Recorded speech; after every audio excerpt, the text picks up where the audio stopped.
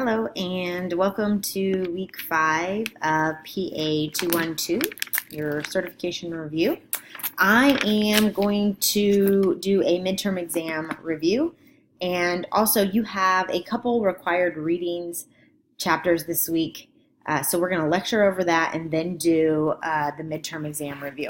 So this week you have to read chapter 9 and chapter 10. There's no questions over them due.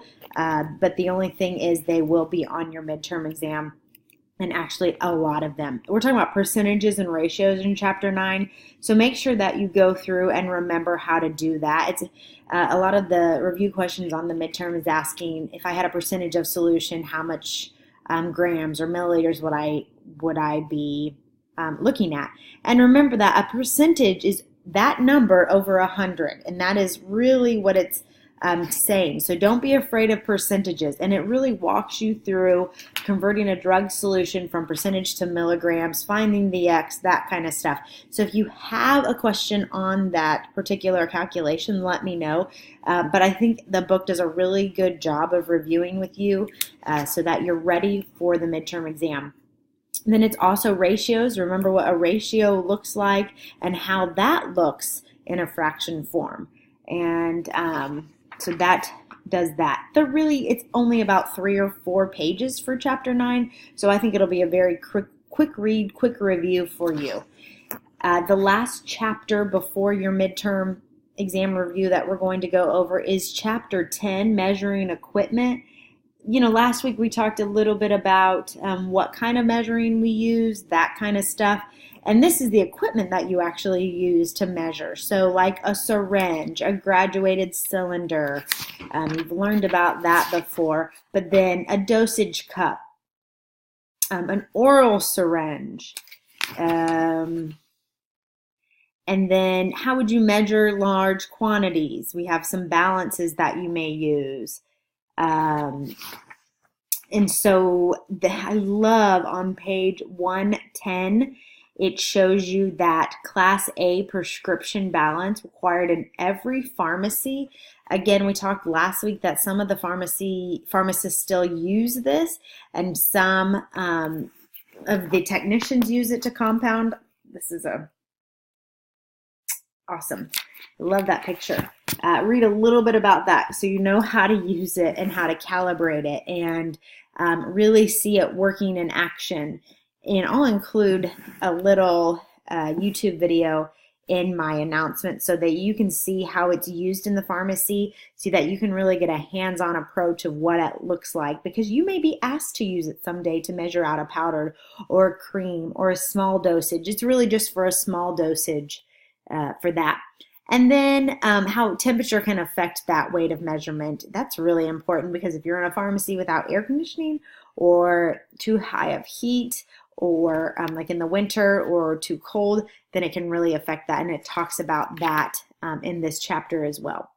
So I will include that video for you. So make sure you look at that. And then chapter 10 ends on page 111. Again, you don't have to do any of the review questions this week because you have your midterm exam. So let me show you what to expect on the midterm exam. There's 204 points possible. That is a lot of your grade. So make sure that you take it on time, and which is by Sunday evening, and that you give yourself plenty of time to take it. There are 50 questions on it, and they're all worth 4.8 points apiece.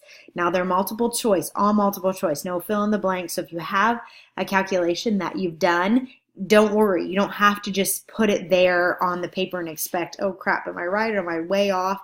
I love that about these exams is it's set up just like the certification exam. It's giving you multiple choice questions so that you can say, oh good, look, my answer's right here. And even if you have a rounding error, it can show you that, oh, this was my answer, or was this my answer? So make sure that you're checking rounding errors, usually to the 10th position. So just a couple of questions that I saw, the types of injections that you would use. Remember to go back through the first 10 chapters of your book and look at some of these questions that we've already done with our chapter reviews that we've done, with our quizzes. Quizzes are all fair points. And then also any discussion question that we've done, that can be pulled. I've seen a lot of the questions come from just that discussion. So make sure that you check those and review those when you're going back to review some of these. Stability of a drug, temperature of drugs, know what DAW stands for, dispense as written.